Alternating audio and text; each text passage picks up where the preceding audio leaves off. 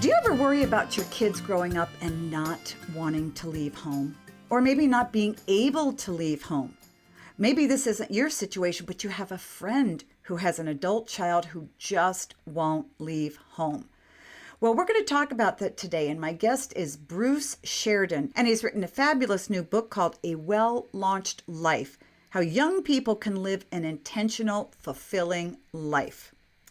Bruce was born in Union City, New Jersey. He was the fourth of 8 kids. And while he was growing up, Bruce endured a tremendous amount of abuse from his father. He went on to be very successful. He worked for General Electric and Bank of America for many years.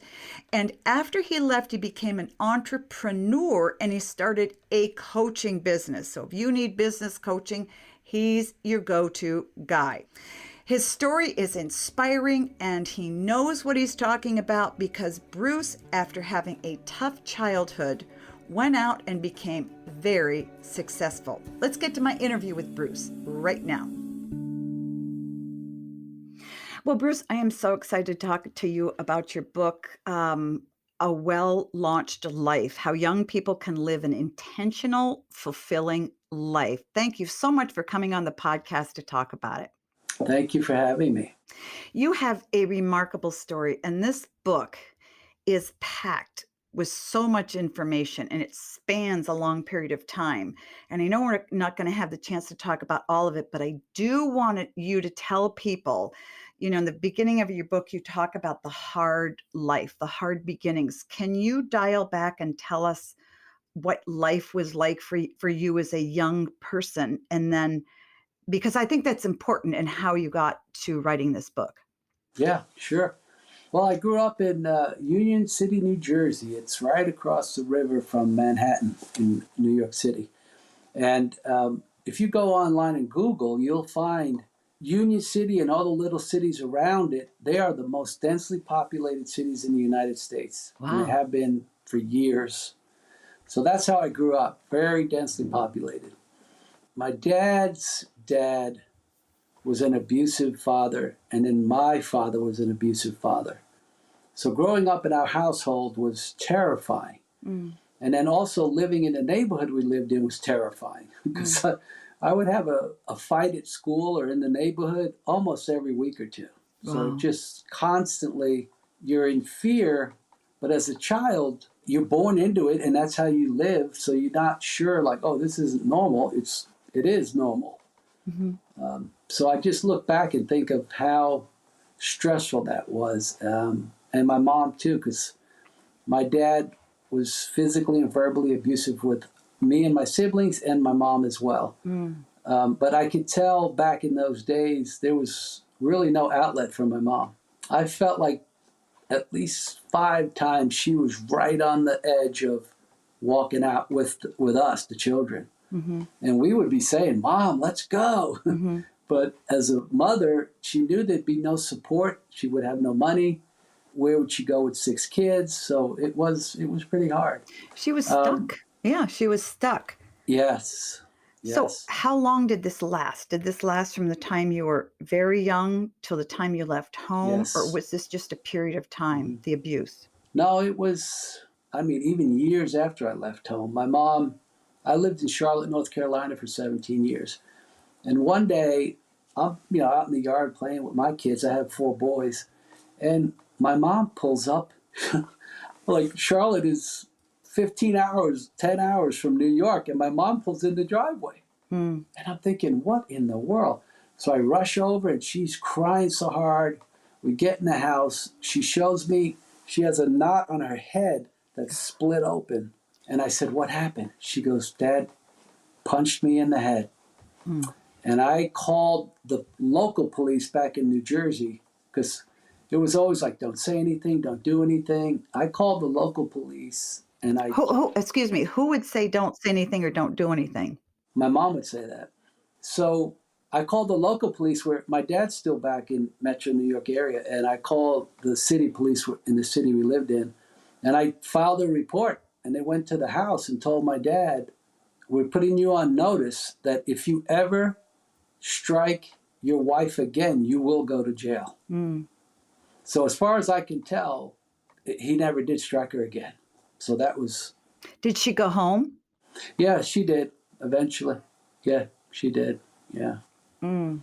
But after that, they would still yell at each other. My dad passed about 4 years ago. My mom's still alive. She's 93. But he was kind of, I forgave him though. But I think Jesus coming into my life is what gave me the power to love him and forgive him. Mm-hmm. Do you have any happy memories of your childhood? Yeah, sure. I had so much fun with my siblings. Being that densely populated, there was always, like, if you had a bunch of friends that you're running around with and it get tense, you just go to a different group because there was so many kids all over the place. One thing that sticks out, every summer we would go to the beach for 2 or 3 weeks every summer. Mm. And that I remember. And I also think my grandfather, my mother's father, he was the most important man in my life. He was so kind and so loving and just loved me beyond measure. And to me, that was powerful. Do you think he knew what was going on in the home? Yeah. But again, what do you do? I mean, my grandparents lived in a 2-family home. They were immigrants. My grandmother never spoke English. Mm. So I think they knew. But my dad part of him was, he knew it was wrong. Because when I about 16 years old, I was starting to mature. I was lifting weights. I was an athlete. I was on the football team and the track team in high school. And he struck me, and I just stood there, and he struck me again, and I stood there. And I think he realized, wow, that had no impact. And I just looked at him, but he never struck me again after that day, and he never struck anyone when I was in the house. Wow. So I finally physically got big enough and I knew it too. That was a turning point, because I knew after that, if he ever struck me again, I would have just knocked him on the ground. I had no desire to hurt him back, but I would have definitely, I would have never let him strike me again. I think that at that point, for a lot of young men, having an abusive dad is hard, because you get to the point where you can physically take your father down, but that's a horrible thing to do as a son to a father. And from the boys I've seen, it's just a huge struggle because they don't want to, and yet they want to protect everybody else in the family. So well, at least he got the message, like, I can't strike him anymore. But I think it's equally important from the physical was the verbal, because he would constantly tell me he wished I wasn't born. He wished I was dead. He hated me. He didn't tell me he loved me till about 6 months before he passed. He passed when he was 88. And I remember visiting him in the hospital room, and we had a great chat. I always said to him, I love you, but he would act like he didn't hear anything. I was leaving the hospital, and he said, I love you, and I stopped. And I absorbed it. And I realized he hadn't said that in my entire life. And I actually relished it. And I said, I love you too, Dad. And then as I was leaving the hospital, I was crying, because I bet it was like, wow, finally. Isn't it amazing that the pain inflicted on you as a young boy hit you so hard as a grown man? Yeah. Well, so many times writing my book, I had to stop because I was crying so hard I couldn't write anymore. So I'd have to come back. I want every father out there who's listening to this podcast to hear what you just said, because a father has such a huge impact on the emotional and physical and mental health of their kids. And I don't think they have any clue how large that impact is. Do you think your dad knew? Well, he knew how to hurt me. I'm not sure. I don't think he knew how badly he was hurting me, because he was fighting his own battle. Right. And he was doing what he knew. Yes. You know, he was reliving what he knew. Well, I want to move forward, because we could talk about that for the entire podcast. Your book is A Well-Launched Life. Yes. How young people can live an intentional, fulfilling life, which it's amazing that it came from a man like you. And that's why I wanted to, with a history of that. And that's why I wanted you to tell your background, because that's really extraordinary. So, what motivated you to write this book? Because there was a huge leap from the time you were young, and then you struggled with addiction, Yes. and you really had a tough life. Fill us in with that a little bit. And then I'd like you to talk about how the book came about. Sure. So I left to go to Georgia Tech when I was 18, and I never went back home. So I worked my way through school. I got jobs in the summer. I eventually took a job with Florida Power and Light in Miami, and that's where I met a guy, a coworker. We had 11 engineers start on the same day. They would hire in waves and just bring engineers in. And this gentleman was in my class. So I show up with $110 to my name, and this guy pulls in the parking lot with a Porsche Targa convertible. And I didn't know who he was. So we're walking in the building. I said, hey. He goes, hey. We go in, and all of a sudden we're in the same classroom together as the starting first day as engineers. And I'm thinking in my head, how could he afford that car? He just graduated from college. I'm thinking, oh, maybe his dad is rich. Well, it turns out he was in like the cocaine cartel, like the real big cocaine cartel. So we became best friends. Oh. He introduced me to cocaine. We would go out to party at bars. This was like the movies. And Wow. I remember the very first time we did, I thought to myself, if I have to chip in to pay for this evening, I'm not going to be able to pay my rent because it was like a big fancy bar and drinks and just partying. So I said to him, I said, Rudy, do I need to chip in any money? And he goes, heck no. And he threw several $1,000s on the bar. And I was like, oh my God, cash. I was like, whoa, okay. So then he introduces me to, he says, do you want to do cocaine? This was at work. And I said, no. But then every couple weeks he would ask. And then I said to him, let's do it on a Friday at 4 o'clock so that if I freak out, I can kind of cut out and nobody's going to know. So we did. And it's a powerful drug. It's very addictive. So, fast forward, I'm up all night, Sunday night, drinking and doing cocaine. And I have to call my boss Monday morning to say I'm not coming into work. And I was so devastated. I thought, what happened to you? And I just fell on my knees and I prayed to God. I said, God, I've learned in the Bible that you're at the door, but I have to open it. I said, I'm opening the door. I am begging you to do whatever you have to do to save my life. And nothing happened, but then I just I cried for like 2 hours because I just thought, I felt so inadequate and so broken, and I was disgusted with myself.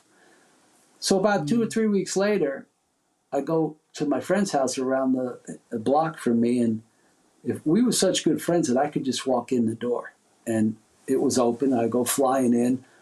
It's 9 o'clock on a Saturday morning. There's an attractive young lady making breakfast. So in my mind, I'm thinking, oh, she spent the night.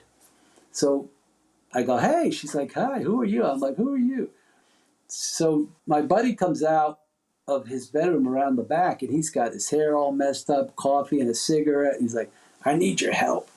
I was like, what do you need? He goes, this girl won't sleep with me. So I said, why won't you sleep with him? She goes, well, I'm a Christian, and I'm not sleeping with anyone till I marry my husband. So I looked at my buddy. I go, you're on your own, buddy, because I'm not helping you with that one. I said, I like her answer. Yeah. So she says to me, are you a Christian? And I said, I'm not sure what you're asking me. She goes, well, do you believe in God? I said, yeah. She said, do you believe in Jesus? I said, yeah. She goes, do you have a personal relationship with Jesus? I said, okay, now I don't understand that question either. She goes, well, have you ever asked him to come into your heart and have a personal relationship with you? I said, no. She said, would you like to have a personal relationship with him? And it was as if time stood still. I can remember this like it was 5 minutes ago. And it was like super slow motion. And my brain is having this internal battle like, how can I have a personal relationship with someone that's been dead for 2,000 years? And is this woman crazy? And just all of this. It was like 1,000 thoughts ran through my mind in just a couple seconds. And it was a pivotal moment because I had to say yes or no to that question. And I said yes. And she said, will you say a prayer with me? So I prayed with her, accepted Jesus into my heart. And it was like supernatural. A bolt of lightning hit me in the chest. And my life shifted at that point. I wasn't aware of it still. She started crying. My buddy started crying. I'm like, why are you guys crying? They're like, because you just accepted Jesus into your heart. I go, well, so why are you crying? They said, these are tears of joy, not sadness. So I was like, oh, I'm still not getting what just happened. So about 3 weeks later, I never saw her again. And to this day, I don't know her name. So I'm like, wow, I consider that like a miracle. So 3 weeks later, I get a DUI. And now I get arrested. It's a nightmare. I think I'm going to lose my job. I'm going to go to jail. So it takes about 3 months. It cost me like $3,000 in the early 80s. It was an ordeal. So I get to court. Long story short, the judge dismisses the case because I was arrested by 2 police officers. Neither one shows up. The prosecutor said they both assured me they'd be here. And the case had papers missing. And the judge, she yelled at the prosecutor and said, if you ever come in my court this unprepared again, you will have serious consequences. And she dismissed the case. She slammed the gavel and said, dismissed for lack of prosecution. It's as if I never got arrested. If I never said a word again, nobody would ever know. So I didn't know that either. My lawyer turns me around and says, you see those doors in the back? You go out there and never look back. So I walk out of the courtroom thinking that the sheriff's going to get me.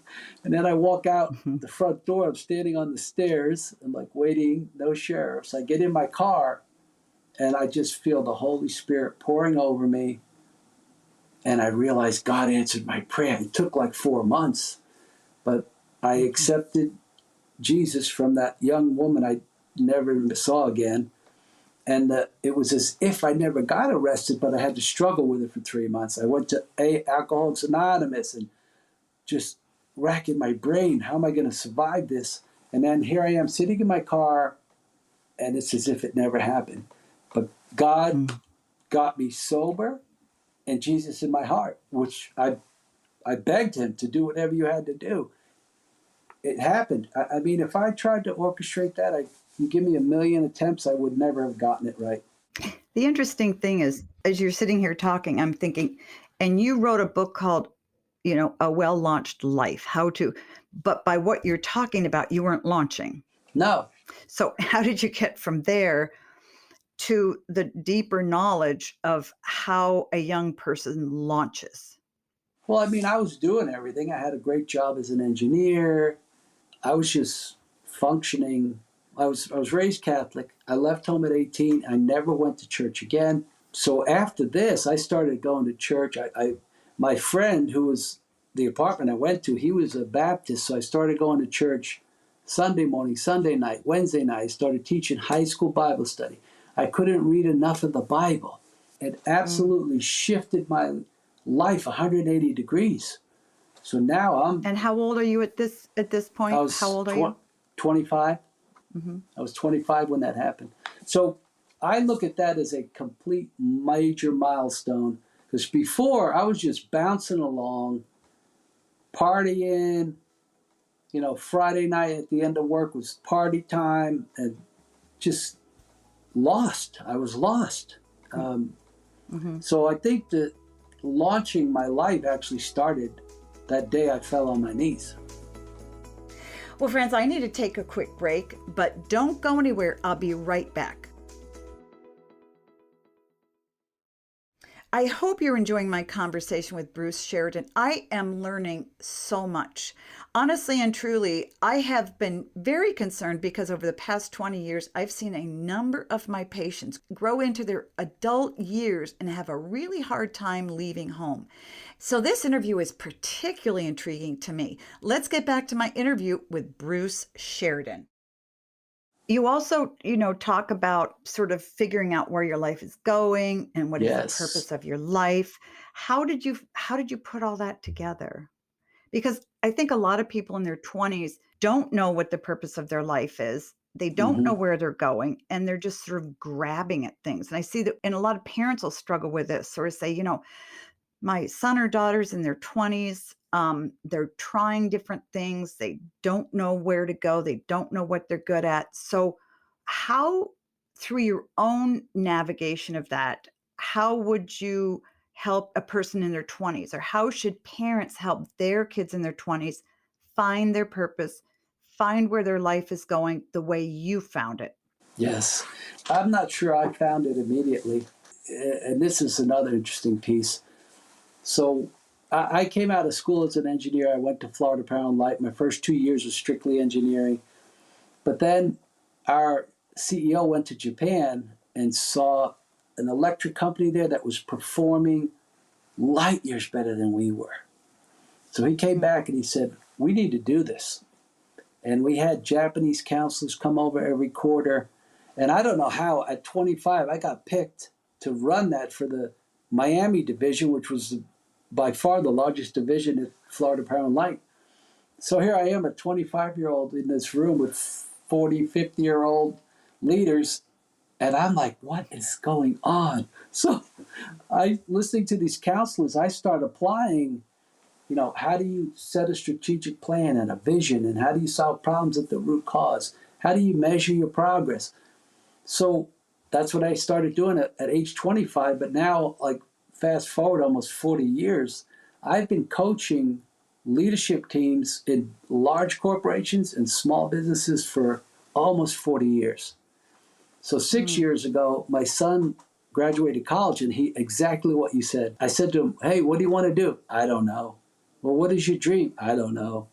"What kind of job do you want?" "I don't know." So this went on for like 3 or 4 months, and I finally realized I've been coaching companies for almost 40 years, and my son is asking me all the questions about what is his strategic vision. How is he going to know he's making progress? What does he want out of life? So I said, "Hey, will you sit down with me at the kitchen table?" He was 23. He said, "Sure, Dad." So I thought we were going to have a 15-minute conversation.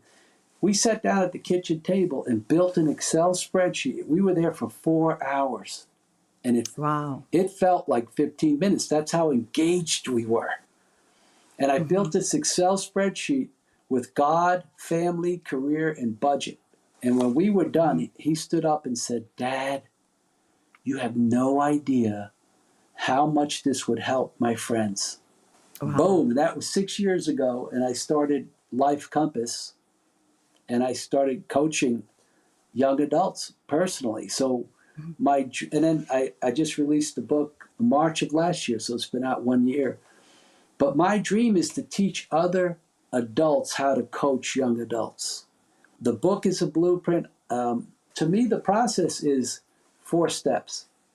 Think about what you want to do with your life, write it down, measure your progress every day, and then review it every 90 days. That's the structure that I've Hmm. built. My next step I want to do is build a 6-week class that churches can use with 18 to 28-year-olds, because I feel like that's almost like a black hole in church. You graduate high Yeah. school, and it's like, oh, I'm in a mega church. There's like 20,000 members. There's not a good program for 18 to 28-year-olds. My dream is to build that curriculum and teach other people to coach. If it's just me, I've coached like maybe 40 or 50 people in the last 6 years. But if I could teach 40 or 50 coaches, now you got a lot of coaches. Well, and I think just as important as telling kids how to launch their life and the things to go through, I think that the mere fact that an adult is willing to engage a young person and say, you can do this, I can help you, you have a purpose, you can move forward. Because I think a lot of young people now are lost. Yes. They feel disconnected from their families, disconnected from their parents, for many, many reasons. I'm not telling parents they're horrible parents.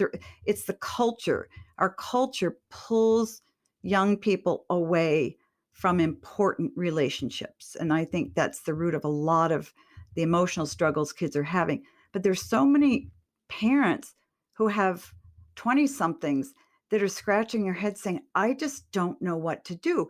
And you're coming along and saying, well, I do. And Yeah. here's what you do it. But back to what I was saying is, as important as it is for you to teach coaches how to help kids find their career and their purpose and everything, equally as important, and I mean equally as important, is the fact that we're paying attention to our young people and saying, you've got what it takes. Let us figure out what that is, this Excel sheet. Let's figure out how much money it's going to take. Let's figure out, how you're going to get from A to Z and what are your goals. And it sounds pretty easy, but it's probably a hard process because a lot of parents and coaches aren't used to talking with people 18 to 28 on that level. Yeah. I'm on the board of directors of Urban K Life.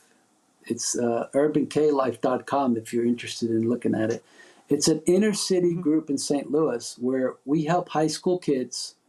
We have 300 to 400 a year go through. So I'll sit down with the seniors because they're 18, 19. And last year I sat down with a young lady and I said, what is your dream?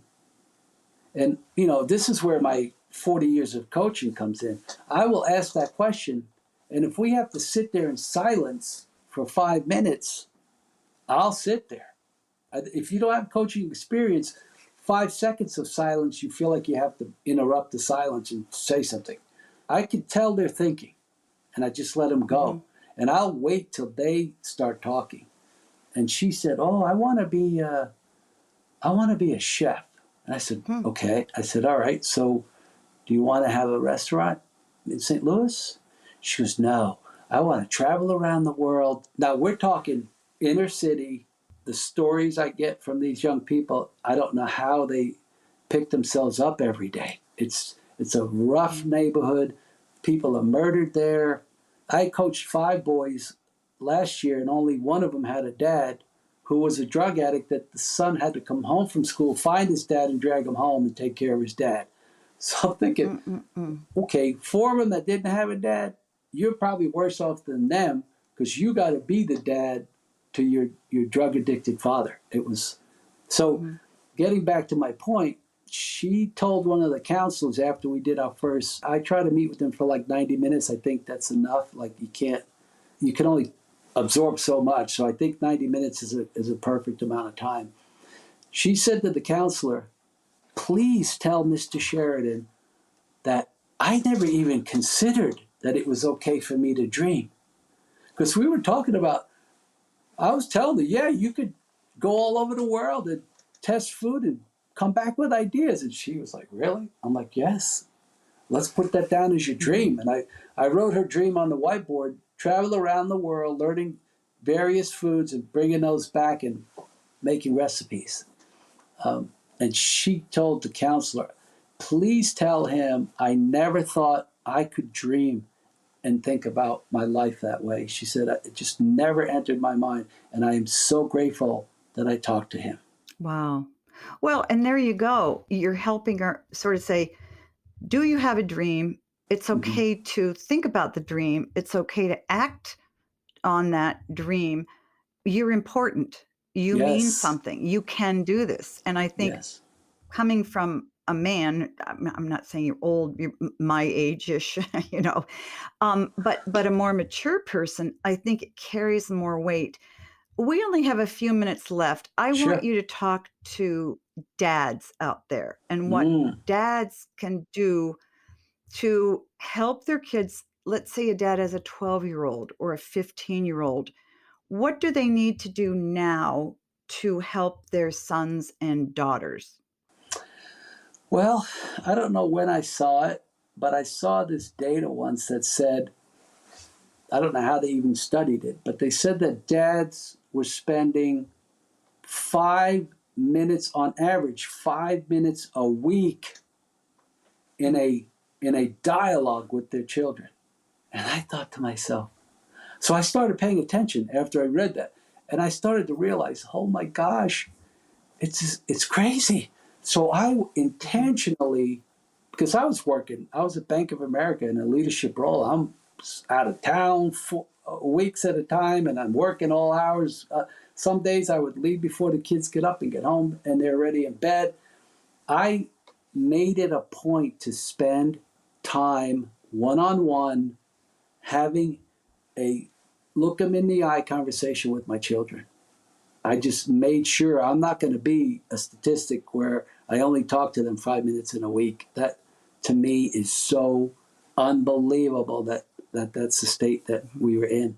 Well, and I think a lot of dads don't realize that. A lot Yeah, of dads will say, "Well, I have a pretty good relationship with my kid," and then I say, "Okay, but take inventory of your time for a week and see," and it's a shock to them. If you could go back, I want to ask all of my guests one question. If you could go back and be 13 again, what question would you ask or comment would you make to your father? ooh, when I was 13, I would say, Dad, you had 6 children, and you need to take responsibility for their lives. You brought them into this world. God gave them to you as a gift, but still, He's entrusting you to treat them. We are all made in God's image. He was entrusting you to treat them in a godly manner, and you're not doing it. You need to love us and take care of us, and not be physically and verbally abusive. If I could tell Mhm. them that, I would.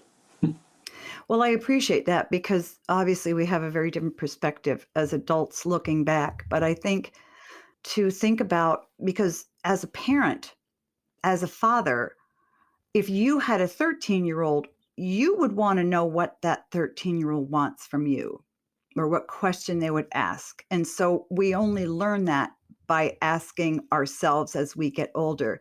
Bruce, this has been a wonderful time. I learned so much. I'm so inspired by you. My guest is Bruce Sheridan, and his book is A Well Launched Life: How Young People Can Live an Intentional, Fulfilling Life. I want you, please, I want to interview you in a year, and I want you to talk to me about all of the people out there in churches or communities who are teaching your program to young people. Will you do that? Absolutely. Thank you. You're welcome. It's just, it really, I encourage everybody in my audience to read it. Even if you don't have a young adult kid who needs to launch, which I don't, my kids are all gone. But the story is so inspirational and it really nails what's going on with our kids today and the problem, but you give a solution to the problem. So many books don't give solutions. They just talk about a problem, but you give concrete solutions. Maybe it's because you're an engineer. I don't know, with an Excel sheet. I love that. Here's your life. Here's what you need to do. Let's write it all out. You sound like Dave Ramsey. Dave is all about set a goal. Even if you don't meet the goal, set a goal and then Yes. set another goal. And so I think you think very much alike. Oh, I want to ask you. So if people wanted to find out more about you, more about the work you do, how can they get hold of you? My website is Life Comp, because the nonprofit I formed is Life Compass, and that was taken. So it's Life, Life, Comp, COMP.org. Lifecomp.org. Well, thank you so much. Thank you. Well, this has been a wonderful time. I've learned so much. Bruce is inspiring, he's encouraging, and you can see after listening to him why he's such a good coach. He's the real deal, if you want. Now let's get on to my points to ponder. 1, hardship creates character. The hardship that Bruce endured as a child is abusive and inexcusable. But out of his pain, he gained tremendous strength and drive. Think of any successful person you know. Whether their success is in relationships or school or work, anything, those people have inevitably endured some kind of hardship, because it's only through the hardship that we can learn to find strength and overcome it. We parents raise our kids with a goal of keeping life neat and tidy and free from struggle as they grow up. But making life too easy for our kids doesn't help them become strong and independent. 2, don't coddle your kids.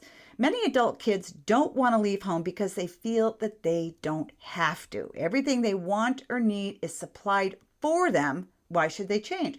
Many of these kids have been coddled, raised in a way where everything is provided for them, and they never learn to supply things for themselves or for others. Many parents confuse coddling with healthy affection. The two words are worlds apart. 3, make your child get a job as soon as he can.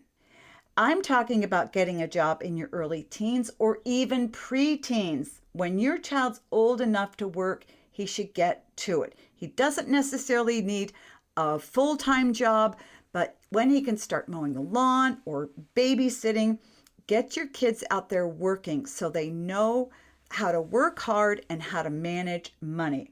It helps them understand that getting things, not just material things, requires work, and that work is good. Imagine marrying somebody who never learned to work hard.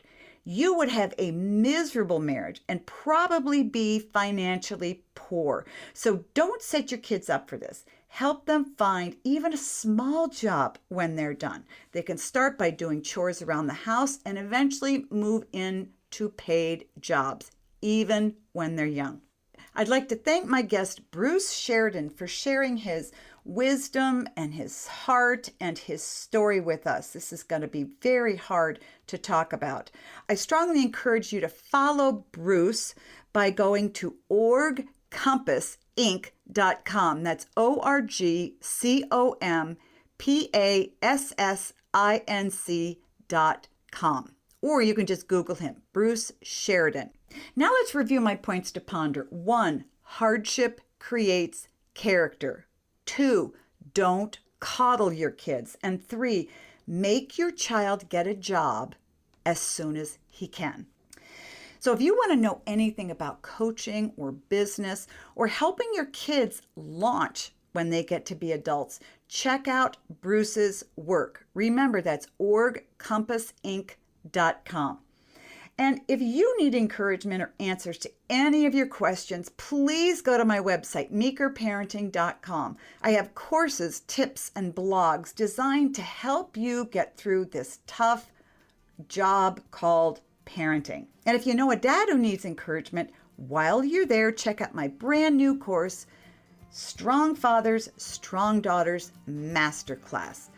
And always remember, parents, that great kids are raised, not born.